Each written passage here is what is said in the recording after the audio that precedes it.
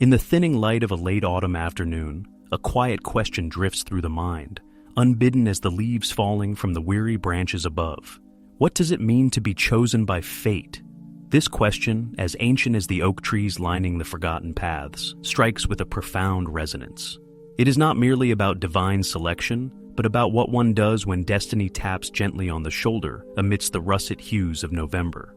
Our tale unfolds in the small town of Pinemont, where the 12th month looms like an inevitability. Here, in the in-between of October's retreating warmth and December's biting chill, we find Emmett Miller, a man who would, until recently, not have recognized himself as chosen for anything.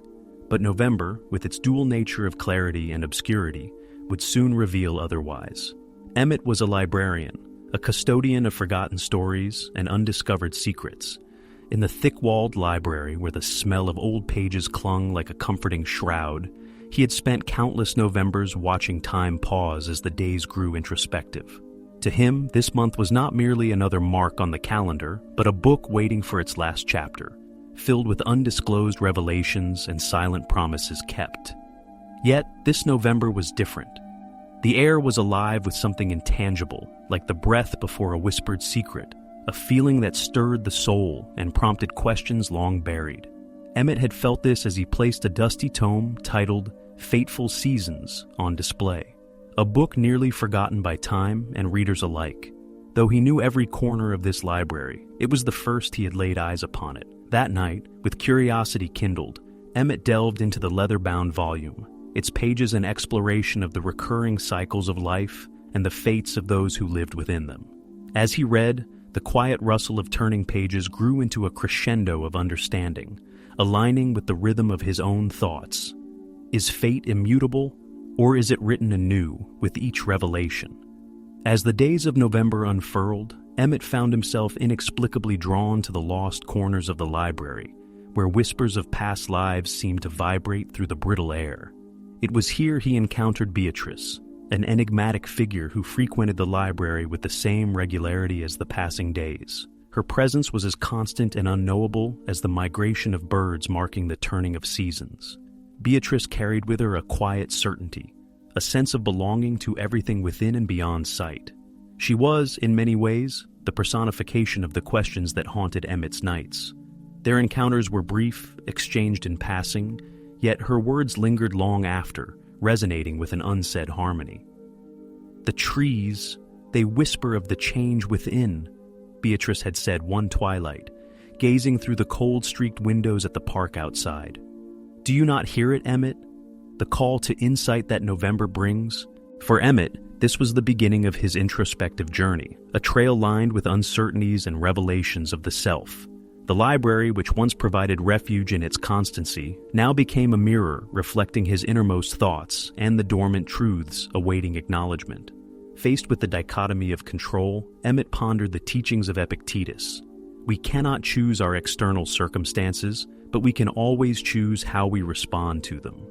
Each morning brought a fresh challenge to his values and perceptions. The library clock, ticking steadily, echoed the relentless march of time. Yet within its cadence lay the possibility of change. The internal conflict grew as Emmett encountered echoes of his past, intertwined with glimpses of potential futures. It was a November unlike any other, a theater of the mind where the actors were memories, hopes, and fears.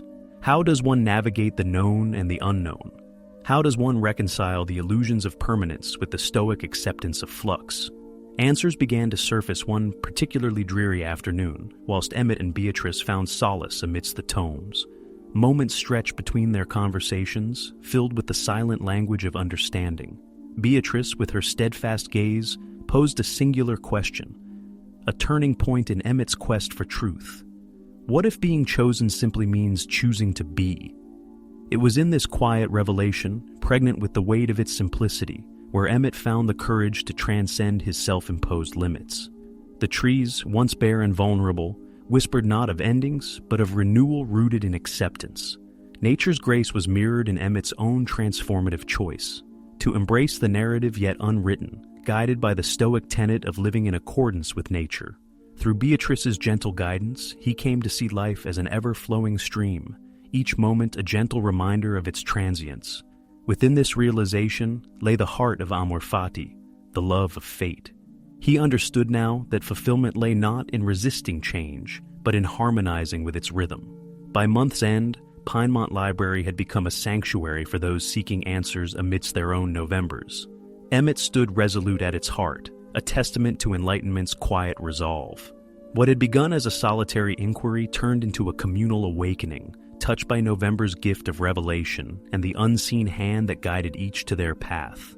In this lingering light, Emmett found peace in the powerful simplicity of a thought, once articulated by a Roman emperor, which echoed through time with quiet persistence.